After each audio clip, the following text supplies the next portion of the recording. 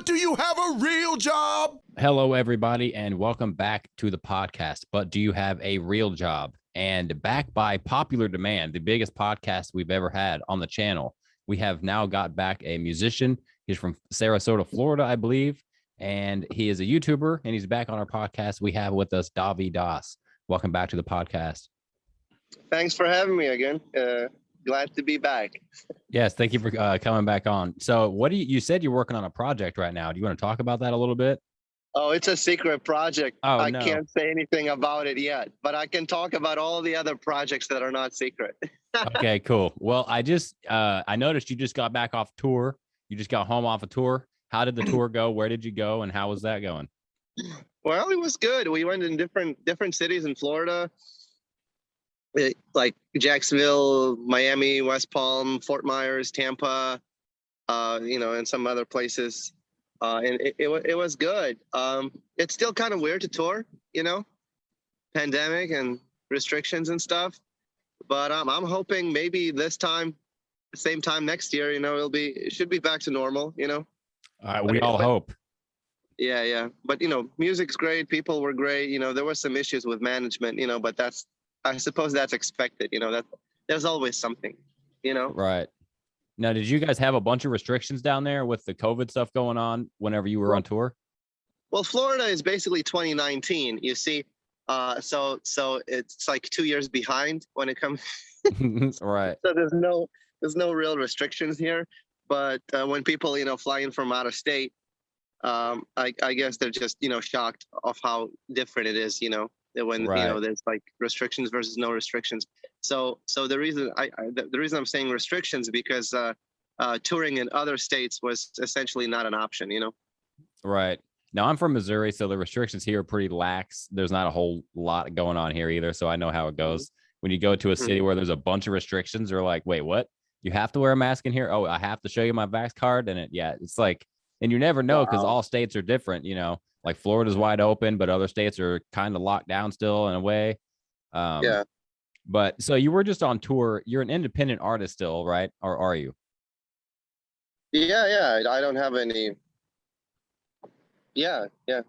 There's no label. There's no agency. There's no. Nothing. Right. So who goes and books your tours whenever you end up ready to go on tour? Do you do that? No. There was a booking agent that booked these dates and essentially it was pretty simple. Well, it's still a lot of work, so that's why I'd rather not do it myself. But essentially, an agent that's also acting as a promoter, and then finds the venues that are fitting the description that would be a good fit for the band. And then essentially we do a door deal where we take 100% off the door and the percentage goes to the agent / promoter. Right. Which is the same person, Right. And I noticed you had a 3-piece on this tour. Is that a new band from your previous live shows? It's Jack Berry on bass and Jared Johnson on drums. And I've known Jack Berry for 9 years, I think, and Jared Johnson for 5. So it's a different direction compared to the blues band that I went to Memphis with 3 times. So it was sort of like a deliberate artistic choice, to sort of have a different feel to the sound, Yeah. Right. Now you've been doing a lot of street performing and a lot of touring. Like you said, you've been doing a lot more shows. Do you feel like you're going in the right direction of where you want to go musically at the moment? Well, there's definitely motion and movement forward. Whether it's in the right direction or not, I'm not sure yet. Because right. You only know when you arrive or not arrive. It's like, hey, we missed a stop. It's really cool that people discover videos. When I'm doing song requests or something. But so there's a opportunity for a very large exposure that would not be possible without internet. Or even pre-internet, it would not be possible without a huge record label, that has the money and the power to essentially shove ads with your face everywhere. So it's just thank God for the algorithms, of right. YouTube and Facebook. But the essentially the downfall, what I've noticed is the you get typecasted. You become this in people's minds, especially, well, not the super diehard fans, but sort of like casual fans. So there's this like I guess there are stages of recognition. There are people who know my name, they know how to pronounce it, and they know some of my original songs, and they might even know. Oh, that was beautiful. That was like C sharp. And they know that I have albums, and there are people that don't even know my name, and they sort of seen my videos, and other people just like see me, and when they recognize me, it's like YouTube. Yeah, man, YouTube. They just so I guess the more casual recognition fans, they typecast me as that guy that plays on the street and will play any song request that you yell at him, which is realistically not true. Right. Because they are only served those videos because they appeal to the largest audience. But if you dig deeper into the iceberg, there's much more iceberg under the water. And more invested fans realize that. So I guess that's what I'm encountering. I'm encountering sort of like this casual recognition places where I go, and then there's sort of like a stereotypical I'm being typecasted as a corner street musician that will play any song that you yell at him. Right. I can understand that, because you do post a lot of videos, but yeah, the ones that hit the big algorithms are the ones where you're in the streets playing the shows to, the crowd of people that are screaming any song they want at you. And that's a good thing, but it's also a bad thing because, you're not always going to be doing that stuff. But it's a good thing, sure, because you're getting lots of new viewers on your channel all the time. And just recently, I want to congratulate you on hitting 1 million subscribers. Thanks. You're hitting all the algorithms in the right ways.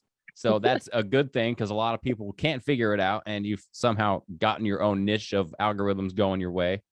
Thanks. So you said, though, it's like you kind of like a celebrity in a certain way, where you're like out in the open, where you're not like, kind of guarded, where you don't go out and do stuff in the, public.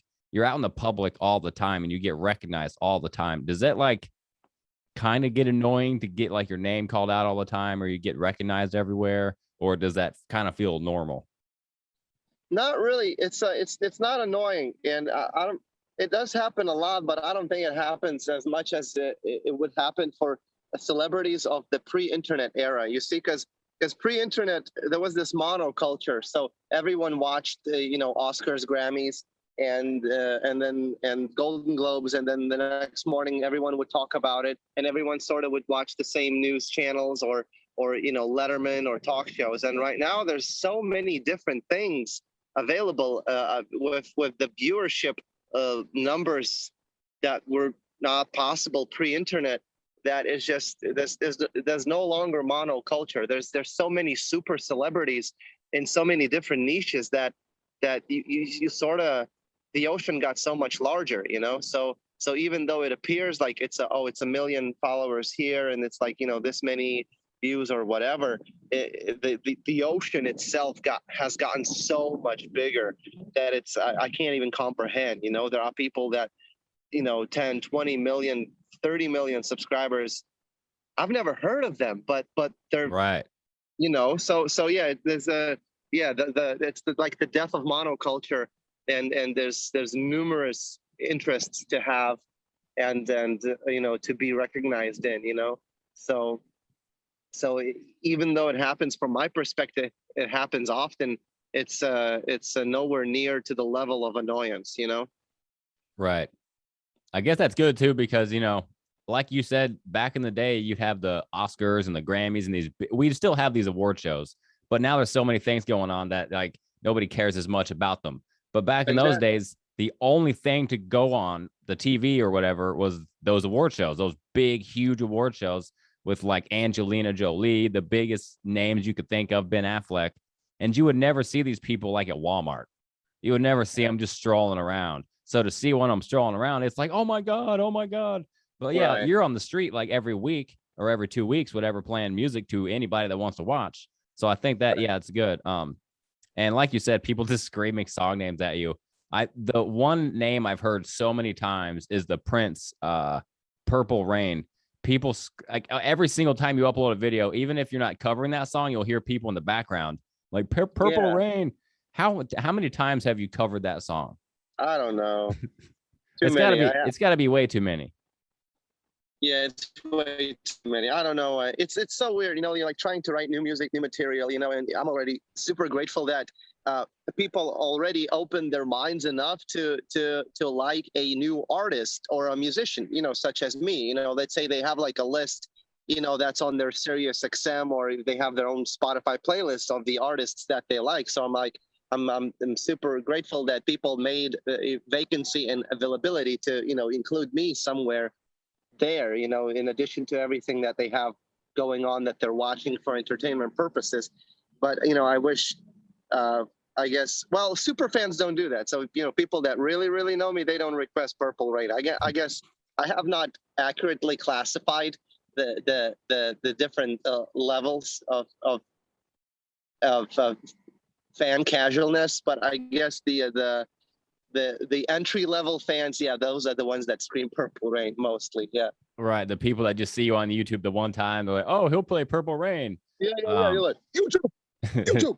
That's like screaming like Skinner, or just like the classic Skinner guy at a metal show. It's like, oh yeah, Freebird. It's like, dude, nobody wants to. We've all played that. Like, we don't want to play it anymore.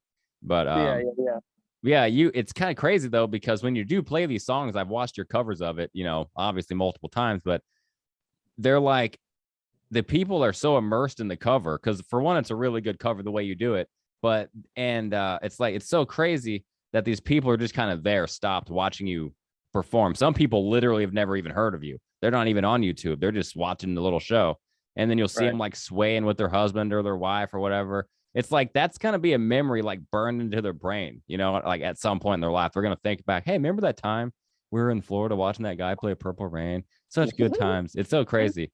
But one good thing I've noticed about your videos, that it's kind of changed, not too much, but the videos, you've stopped putting the camera on the end of your guitar. I've noticed it's there, but in a lot of the videos I've seen, the camera footage is coming from your wife's camera. And I noticed that she gets a lot of footage of that. And I'm curious, I think it's badass for one, that your wife is so involved in what you're doing. But is that all she does? Like, does she like edit videos, or how is she involved in your process other than the filming itself?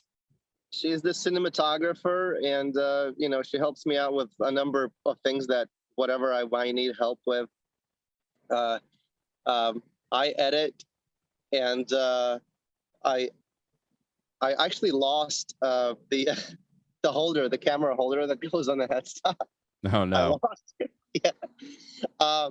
For like solo live looping, where I'm less physically active, I would still put it on, because even if I don't use it, it catches good audio whenever somebody walks up and tries to talk to me. So that can always be used in the edit.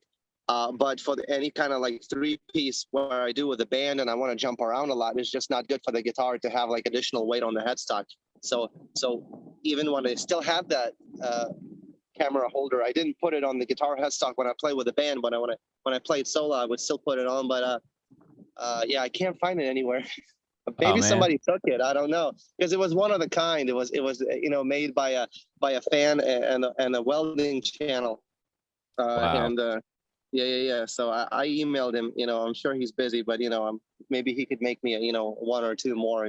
So yeah, it's time to get another one of those back. And I noticed in one of your recent videos you gave away a guitar, which is awesome. I just saw in your last night's video you're giving away new guitars. You want to talk about that for just a little second? And before you do, I want to ask, who contacts who to get this whole situation set up? Do you email Sweetwater? I would assume they email you and say, hey, let's set something up. But how does that whole process work? So it varies from brand to brand. So there's a list of the brands that I work with on very regular basis. Schecter, Fender, Ernie Ball Music Man, Boss Pedals, Roland, Sweetwater have been working more and more with them. And then there's a bunch of like pedal companies that I can't even think from the top of my head. Donner, they make affordable instruments, entry level instruments. Who else? Court reached out. So it usually varies from brand to brand. Usually their marketing department reaches out to me. So the way it happened with Sweetwater, I've worked with them on a campaign, I believe, a couple years ago, and their marketing person reached out to me. Then the marketing person left the company, and she just transferred my contact to whoever new person took over. And then I haven't been doing anything with Sweetwater because I just been busy, tour and editing and trying to record new material. And then they emailed about something. I don't exactly remember about what, but I did something. And then we just got on a Zoom call, with their it was their director of marketing and their like product specialist, I think, or something like that. Really cool people. So it's and we connected. We have like a similar sense of humor. So even when you work with a company, it's actually more important to develop sort of like a personal relationship with the person as opposed to sort of like very dry business, because it's very boring if you just do very dry business. So essentially we just Sweetwater is a huge supporter of whatever I'm doing. They watch my videos, those two gentlemen, who I talked on the Zoom. I've never met them in person, but essentially it's like, hey, any help or any ideas or whatever you need, just ask and we'll send it. And they've been like that. It's like I broke something, that I use, one of my pieces of equipment. Hey, I broke this. You think like, say no more, got it, sent, done. Like, what do I need to do next? Nothing, don't worry about it, or like they'll come up with a campaign, so apparently Traveler Guitars approached them with a campaign. So it was just going to be one video, but they sent me like 5 guitars. So it's going to be 5 videos plus unboxing. So it's like 6 videos. And then I have so many other guitars that a company will send, and, I'll do a review or something, but it's not sort of like, it's not my top 10 or top 15 of my guitars. And it's just, sitting there and collecting dust. So another idea I had, I'm just going to start giving away all of the guitars that I have not touched in a year or so, so I have a bunch of other guitars by other manufacturers that it's not going to be necessarily a sponsored giveaway. It's like, hey, Traveler and Sweetwater is sponsoring this giveaway. It's just like, hey, I have this guitar that I have not played in a year, and I think someone else could use it, Right. And I've worked with Sweetwater a few times, not worked with them like you, but like bought stuff off of them, and they'll always contact me, always call me, hey, is everything going okay? Did your product work great? And it's like, I think Sweetwater's a great company overall. I think it's good that you guys work together, and it makes sense that you work together. I think they're a great company overall, and it's cool that you guys are doing your thing. And another video I watched before the guitar video was this guy. I can't remember his freaking name. I wish I remembered his name, but I just remember his girlfriend really wanted him to come up and sing with you. And it was one of those videos where it says singer steals the show. And one of the guy comes up, and the girlfriend was like, go up there and sing. And he was like, I don't really want to, whatever. He ends up going up there and you guys sing, and it gets 12 million views. And what's crazy is like, this dude is just walking down the street, literally has no idea that you're there. And his girlfriend is like, hey, you should go sing with that guy. And that turns into, it goes back to your other point earlier, what the internet has done to people. You guys can just randomly meet on the street, have a video, and boom, 12 million views. Now that guy has 12 million views on his voice, like his whole thing. That's crazy. And yeah, it's amazing. I'm sitting there wondering, like, is that your hub? Like, do people know that that's where you're at most of the time? It kind of became that. I didn't plan on it. But it's St. Armand's Circle in Sarasota, Florida. And 2020 pandemic happened. Everything went into lockdown, I think, in March. So I started live streaming, and I live streamed for like 2 months, every single day without break, essentially. And then in the summer, I did a show in North Carolina, and then I came back, and there was just no shows to do. So I just went on the street, and at first there was no one there, 1 or 2 people, and it was essentially new content, new videos. No one has seen videos of me playing at that location on the street, but it grew. I think the first that blew up, it was like only one person stops to listen, so I improvised this. Which is literally, my wife pans the camera and it's just one person sitting on the bench, and I'm just improvising. I think that got like 500,000 in like a couple of weeks, which is not like huge numbers, but it's still compared to it was just one person there, and it's 500,000 in a couple of weeks, right? That's pretty big. So the whole premise of the channel ever since I started was essentially filming me perform, whether it's a gig or a show or any kind of random performance of music. but now all the performances, all the gigs are gone. So what do I post? What do I, and not only what do I post, like what do I do? You see, because I'm not a YouTuber, I'm a musician who films stuff and then posts, you know. So I always want to make that clear, because there's a lot of YouTubers in the guitar sort of niche community that have little to zero real life performance experience to perform in front of people, you know.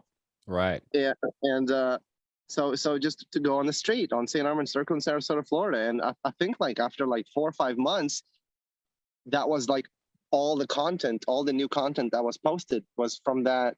And I think somebody made like a Google Maps. If you go on Google Maps and you search Dovydas, that location comes up.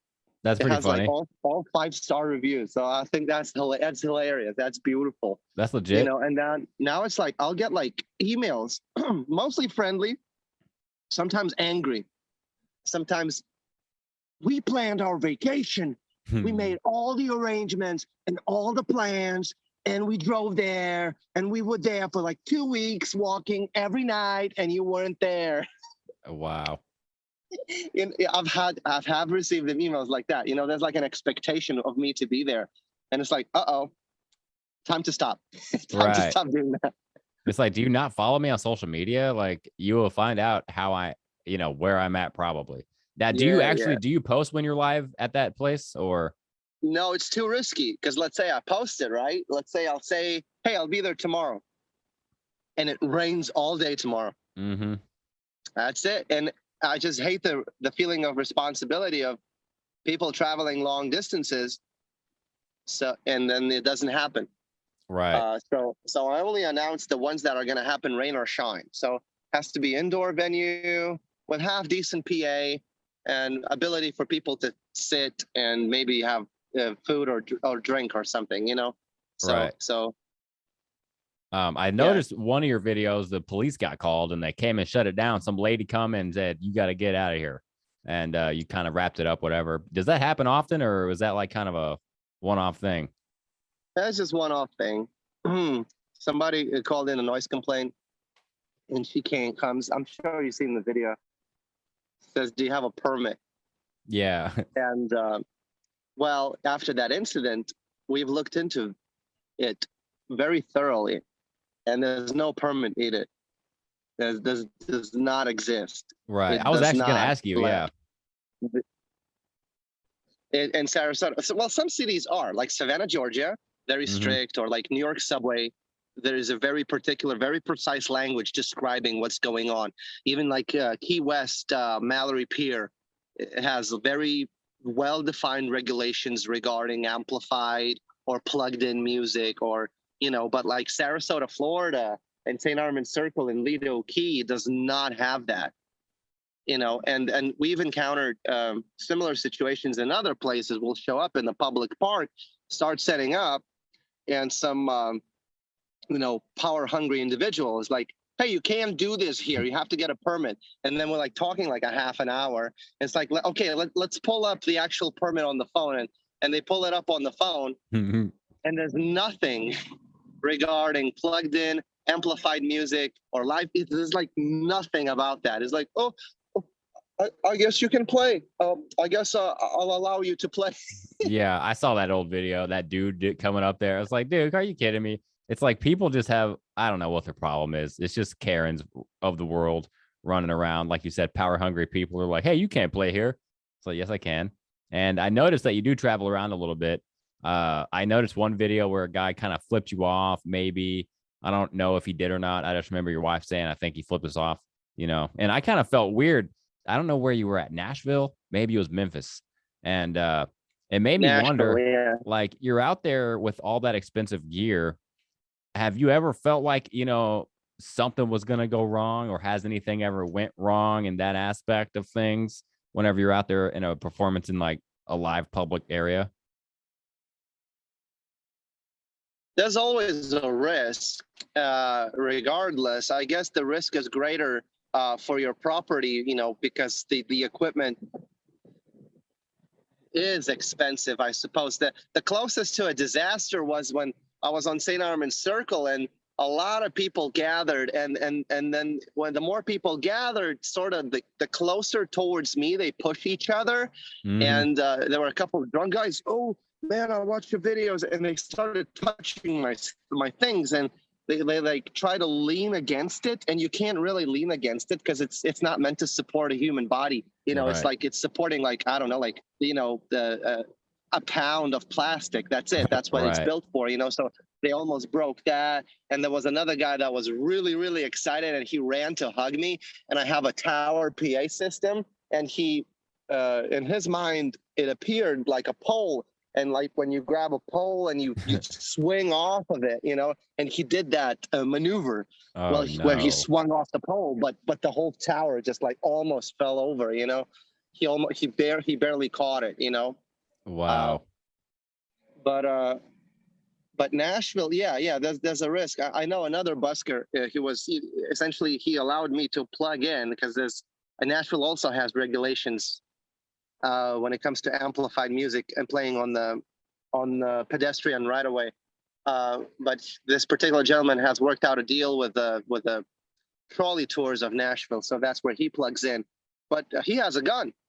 He has wow. a acoustic guitar, and he packs a gun right there, because he says, yeah, sometimes it gets nuts, Wow. That's kind of ridiculous, but I guess that, kind of But goes he's a with cool the dude, territory. Yeah. That's good at least. And Yeah. you had a guy on your side with a gun, so Yeah, exactly. So he was hanging around. So it felt pretty safe. right. What was I gonna freaking say? Not about a gun. Oh, I was gonna go into something else, but it made me think of something else. You're playing a lot of street shows. You've been playing a lot of street shows since the pandemic started and all that. All the gigs have stopped. Obviously, you're a talented guitarist and a musician, but have you noticed like an increase in your ability to do, music or certain things that you've been doing a lot more of the street performing? Have you noticed like a particular increase in certain things, like your ability to do guitar solos or whatever it might be? I guess the ability, when you do the same thing over and over again, you recognize patterns that work and that don't work. So I like at like, I don't know, 95% accuracy, I can predict which song is going to make the people stop and which song is going to make people leave. So I've become more accurate when I start my street show, and then people gather, and then I can switch gears, and once I have them there, I can play something that they haven't heard and maybe get them to like that kind of song. You only get better at playing when you practice, and practicing is done at home. There's not much scale practicing you can do while performing on the street, because the sort of song selection choices are more limited. But I guess I would say that there's a slight percentage of performing to strangers and telling a joke and getting them to laugh, and you can use the same joke on different audiences and it'll work the same. Yeah. That's great. It's kind of like a circus, They travel, right. Circus travels from town to town, and they do the same routine, and people say ooh and ah at the same time stamps within the circus show. Right, that is crazy. Like they have the same words they use, the same everything. And actually, you said you kind of go with the crowd however they're going. Do you have an idea of what the songs you're going to play are before you go out there, or do you kind of just go off of the beat? I wing it every time. There's usually no idea. What I would like to do, and what I've been doing, writing my original material and then kind of rehearsing by myself my original songs, and then at the right time, shoving it in the middle of the show. So I don't know if you've seen, I've played those songs a lot of times, but what essentially I tried to do is to gather up a crowd and see how they respond to the songs that I've written. So I played 89 Plus, I played Amish Whip, Mumble Rapper, So it's sort of like my market testing. It's sort of like my focus group. You see how a company will launch a new product and they'll do a focus group, or even Kanye. Yeah, Kanye West kind of did that. He did listening parties of an unfinished album, and then based on people's responses, he adjusted the tracks of the album that essentially affected the way the final version sounded like. So before I had the 89 plus fully written, but I didn't record it until like I played it on the street like 20 times, and then I knew exactly which hooks and which lines people respond the most. It's like, okay, then that's the song. Essentially I'm using the crowd to help me co-write a song without them knowing it. They're my focus group. So I guess that's like, because essentially my ultimate goal is to become a legitimate artist that, I release a new song and I can release a music video titled with the name of that song by Dovydas without any kind of gimmick. You won't believe what happens when I play this or something, Right. you kind of have to do that for the algorithm. But essentially I just want to like release a video, music video, just the title of the song, and I would love to see that blow up. And Right. Yeah. I've noticed a lot of people when you start playing songs like Amish Whip and the mumble rapper, people really start loving it. They're like the skirts and all that stuff. People love that stuff. The super auto-tune vocals, they're super into it. Yeah. And have you seen an uptick in your song buys and your song views from like original music now that you've got these other videos that are going viral that are not your original music? Do you see people navigating over to your real songs? Yeah. What happened was also Facebook blew up for me like 3 weeks ago. I had like 30,000 followers on my Facebook, and I would post like a video link or a video would get like 200 views tops. And then something happened where it went from 30,000 to like 400,000 in a couple weeks. And now I'm like posting all of my old catalog off of YouTube. And then you can see it correlate. I go to my Spotify and I can see a direct correlation between the Facebook blowing up and like, the like 89 plus streams went up to like 5,000 streams a day, for like a good chunk of period of time, and then Amish Whip, so it does help. And then mumble rappers like, when is this on Spotify? When is this on Spotify? It's like, okay, so there is a chance that I will make it. Right. No, I think there's a big chance. And I definitely noticed when you start playing these songs live, people will start gravitating, especially like mumble rapper type songs. People love that type of stuff. And you wrote that song. It catches them off guard. Yeah. Because they see a dude with a guitar, so it's like Santana Hendrix at best.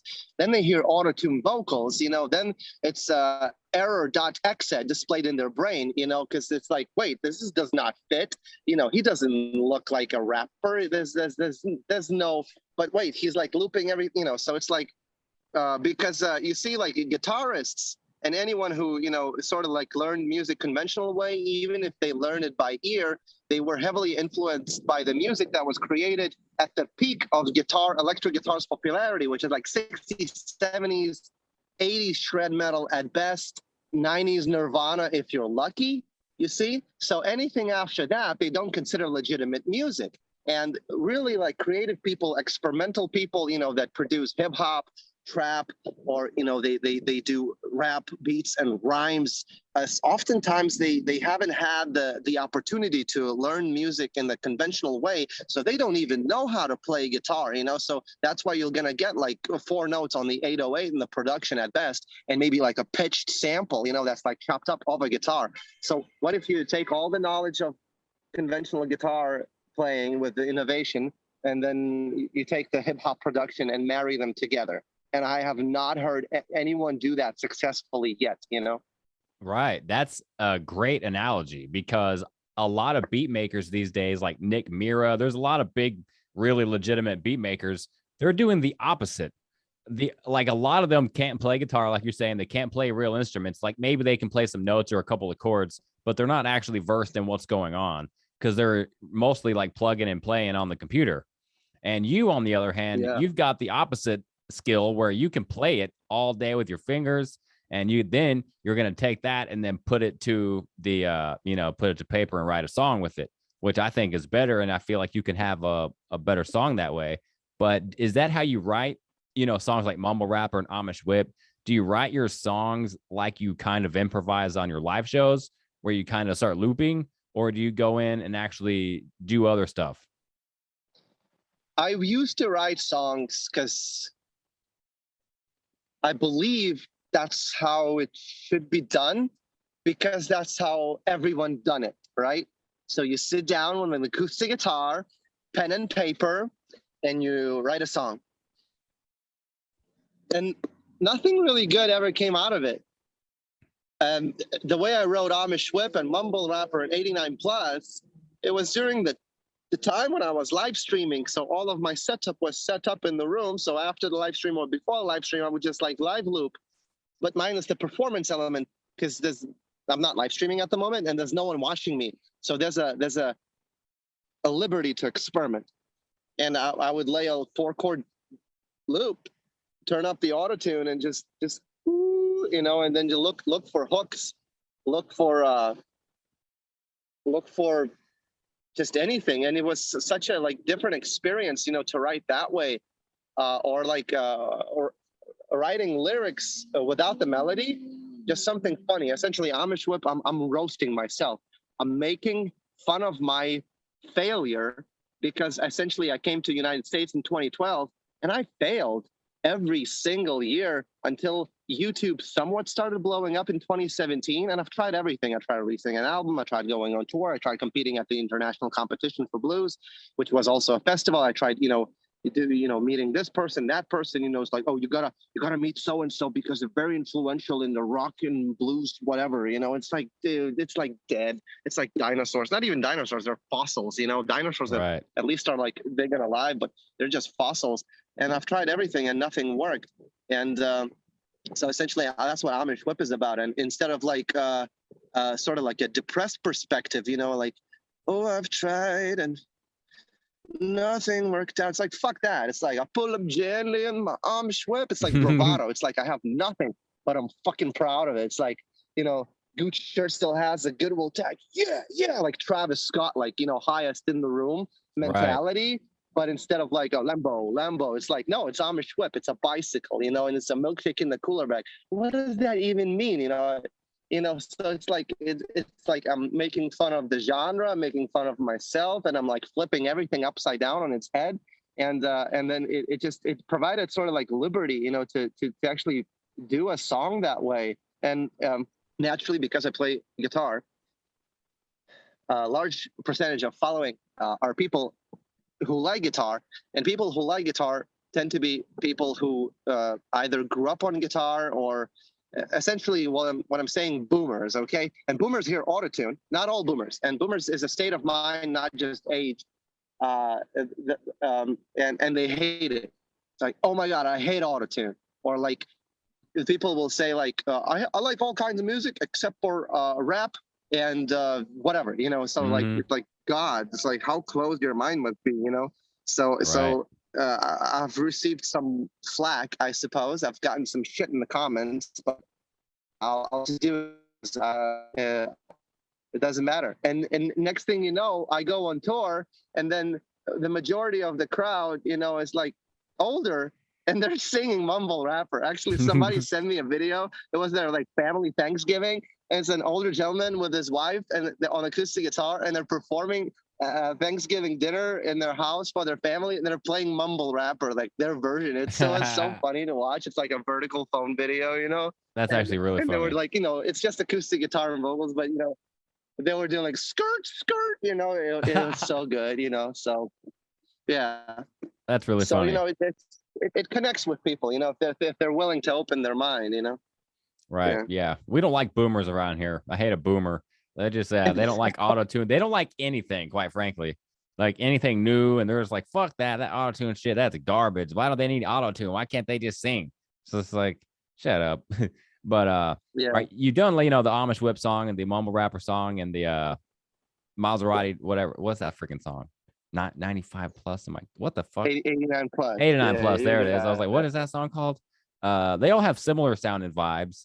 And I was kind of curious, are you planning on putting out like maybe an EP or an album in that genre, or? Oh, I want to do the whole album like that. Yeah, like trap, but like with guitar, like heavy autotune, sarcastic lyrics, shit ton of guitar. Yeah, I want to do like a full album, because like every single song is like this on this tour. You see, the tickets were $20. And people in these different cities in Florida, they oftentimes came from out of town and from out of state. So it was a really exhilarating experience, because everyone who came was already a super fan. Before we even played the first note, they were like, they knew every song. They knew I Want to Fly Away. They knew I Chased Dreams. That's like 2018, 2019 album.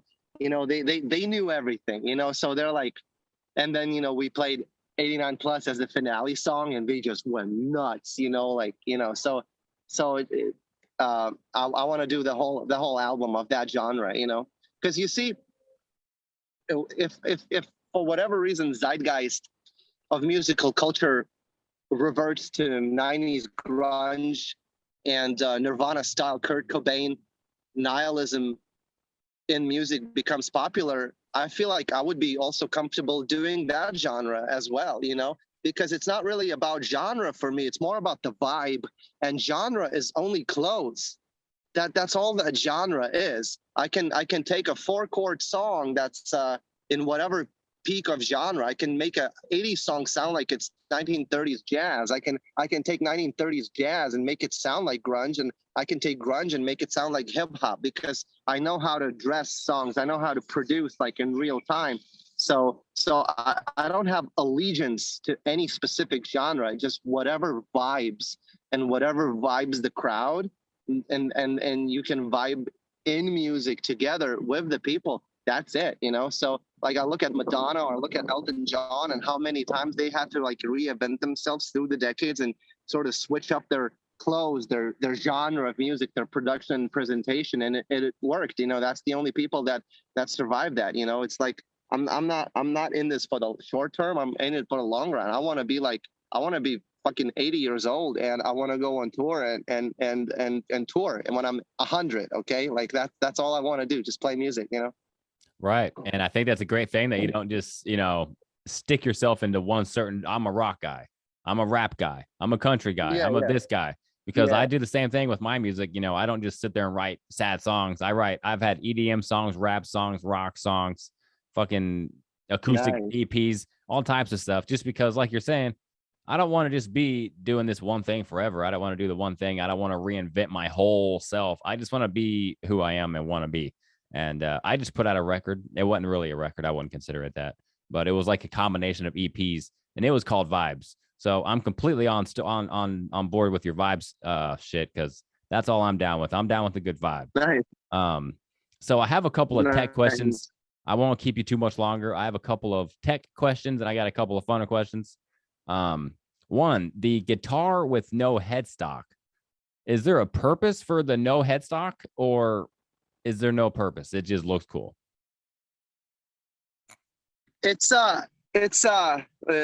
I think you're talking about Strandberg. So they're a company from Sweden, and Ola Strandberg, that's his name. He came up with that design as a very light and very ergonomic guitar. So still at a 7-string guitar with a tremolo and 2 humbucker pickups can weigh like 4 pounds. Right. You know, which is amazing. And the tuning is done by the bridge. So essentially it's for lightweight and ergonomics. So that is sort of like the purpose of the redesign. And it's pretty good. I would make a few changes. There's a company in Germany, XTN Guitars, and he made me a custom guitar, which I think he's going to be shipping soon. It's a 7-string with a tremolo and Sustainiac, and it's headless, and it's sort of like a Strandberg kind of thing, but like more aggressive horns. It has like chameleon 3D color shift. It's just lightweight, and I feel like you know, when you travel with an airplane, it's much easier to bring a guitar that's like that much shorter, and much lighter. You can have that as a carry-on. So especially for traveling, and whenever I pack a lot to go out of town, I normally, like the last trip I did, I actually brought that headless guitar with me. Yeah, that was my only guitar.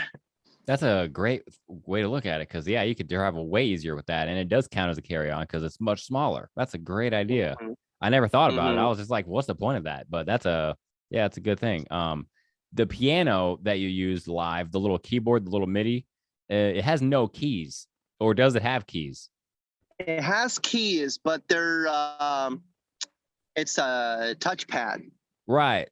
So how is that easier to work with? It is. Actually, it is, especially when you want to do glide, like a glide bass drop, Yeah. So The only encounter I had was when it was really hot and I'm like sweating, and then the sweat drop will drop on the keyboard, and it will activate the touch. Oh my God. So It's you like, just got sorry, you that gotta was make my sure you don't sweat. sweat on it. Yeah, sorry, Yeah, I'm just don't sweating all sweat over on the it. place. That's great. Yeah, You yeah. need to 'Cause get you need to get a you know, little cover for it, the little sweat preventer. yeah. You use auto tune quite a bit. Is it what are you using for that auto tune? TC Helicon C1. It's Did- just it's a guitar pedal sized unit. All right, hang on. XLR in, XLR out. You set the key, and you can make it hard or soft, and you can. It also has a gender knob, so you turn it clockwise, it'll do like a chipmunk, and you turn it counterclockwise, and it'll be like Barry White, something like Okay, that. That's very the best cool. explanation I can give you. Does it do anything other than just super auto tune? Does it like pitch correct, or is it just merely for the auto tune? You can do gentle. You can, if you set the pitch correction at 12 o'clock, it's not even audible, but Oh, you're in key. right. All right, I'm gonna look that up. Just wondering. That was my own question. I was just curious because I like the auto tune. I like vocal, production live. A lot of people were like, I don't want auto tune live. Fuck that. I'm not performing for American Idol. I'm trying to put on a show right now. Yeah. So I got a couple fun questions, and then we'll let you out of here and get it back to your secret project that you can't talk about. Do you happen to remember the very first song that you covered? Yeah, it's the first song I ever learned. It was Rock and Roll Ruby. After watching the Walk the Line with Joaquin Phoenix, it was about Johnny Cash, and there's a scene where Johnny Cash plays Rock and Roll Ruby, and that's the first song I ever learned, and it was a cover. So that's a great song and my favorite movie. Literally, it's one of my favorites. yeah, yeah. Davey 504. Yes. Have you ever thought about? I mean, I'm sure you thought about collabing with him, but is there any idea? Is that collaboration ever going to happen? Well, he did come onto one of my live streams once, and then he said slap. And then he stayed for quite a while, and I brought out a bass, and the bass didn't work, and then I slapped on the 7th string, and he said, nice groove, I approve, so that's the closest to the collaboration. But the thing with collaborations, creators with large followings, which I don't consider myself having a large following, but Davey 504, he's like at 10 million. So they have a packed schedule. So in addition to, if I reach out to someone, hey, would love to collaborate, or if anyone else reaches out to me and says, hey, I'd love to collaborate. So essentially, I'm not asking one thing, I'm asking two things, because, hey, I would like for you to make time for me. And second thing, hey, I would like for you to think of what we could collaborate on, which is like unreasonable, and you never hear a response from them. So unless I come up with a very precise idea, which is such as maybe a song, and hey, I would love for you to play a 15-second solo in this section of this song, then something like that could work. But right now, I'm sure his schedule is full, and I know my schedule, so that's not in the top 10 to do things right now, because I still have to catch up on so many things. Right, for sure. No. All right. So do you prefer playing solo or in a band? The band, definitely, because I get to rock out way more. And then there are other people with ideas that occur outside of my head. And it's a lot of fun. They'll do something and they're like, whoa, that was great, Right.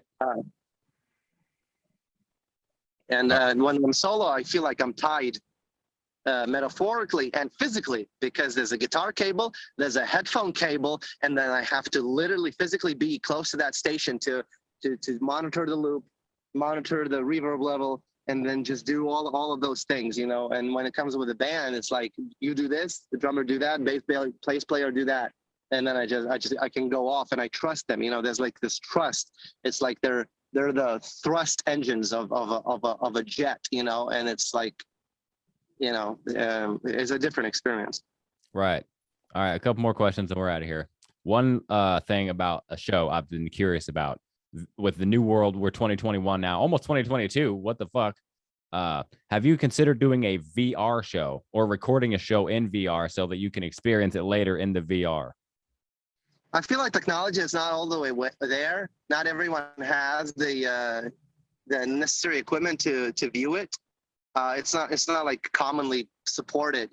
And yeah, when the 360 cameras first came out in 2015, 2016, I was like really big on it. It's like, oh, holy shit, this is the next big thing. This is like when black and white TV switched to color TV. This is huge. And then 360 cameras died because no one experienced this world that way. No one's gonna like, and then continuously move the camera that way. So, and it just, I joined every Facebook group, discussion group on 360 technology, 360 creators, everything. I like read every freaking article there was, and it just flopped. So right now I'm just, it's not as important to be the first. It's not as important to be an early adapter of the new technology. It's important to be the first, most efficient adapter of a new technology. So once technology is like more fully there, sure, I would do something like that, you know? Right. Very cool. Drake had a good line. He says, "It ain't about who did it first. It's about who did it right." Yep. Last question. Yeah, it's like in Simpsons. You never buy the first generation flying fish. No, exactly. Seen that Simpsons episode? Yeah, I'll let other people test it out, and then in a couple of years, when they get the real consumer version, I'll go buy that. Yeah. So the last question, I'm curious, I'm sure you don't even have a lot of time to watch YouTube. You're the producer of YouTube. There's a difference between a producer of YouTube and a consumer of YouTube. I would put you probably on the 100% producer side, but I'm sure you get around to watching YouTube at some points. What are some YouTubers that you watch that you like watching that you would maybe recommend to your followers? I guess Philip McKnight, he'll like do very, very good gear review stuff. You know, his channel is know your gear, and you know, it's guitar amps, pedals, anything electric guitar, acoustic guitar, and he's really, really knowledgeable about it. You know, so sometimes like even before I look into a company will reach out and, hey, would like to do a sponsored video with you. I'll search if he has done a video on that particular piece of equipment, and I'll see what he had to say about it to even see if I want to work with this particular company or not, you know? So, right. What was his name again, you said? Philip McKnight. All right, cool. I'll put a link for him in the description just so everybody can see him. If they made it this far in the podcast, hopefully you did. What are the future plans for Dovydas? What does 22 have in store? And yeah. An auto-tune trap rock album with guitar solos, but no face tattoos. And once the world opens up, just more touring and more songs that pissed off close-minded boomers, but open-minded boomers love it. And I love it. Fuck yeah. All right. Where can everybody find you at on social media, on the internet? How do they know where you're playing at? All that good stuff. just type in Dovydas in Google search bar. There's even somebody made a Wikipedia page about me. So I think that just that. There you go. Do. I think anybody that got this far in the podcast knows where you're at. So I think we'll just go ahead and end it here.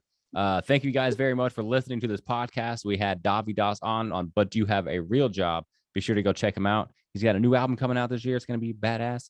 And go check out his channel. You guys are already on his fucking channel. You're at the end of this podcast. Thanks for listening. It's much appreciated. And Dovydas, thank you again for coming on. I can't wait to hear about this new secret project you got going on.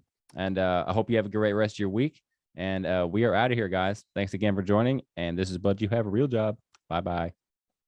But do you have a real job?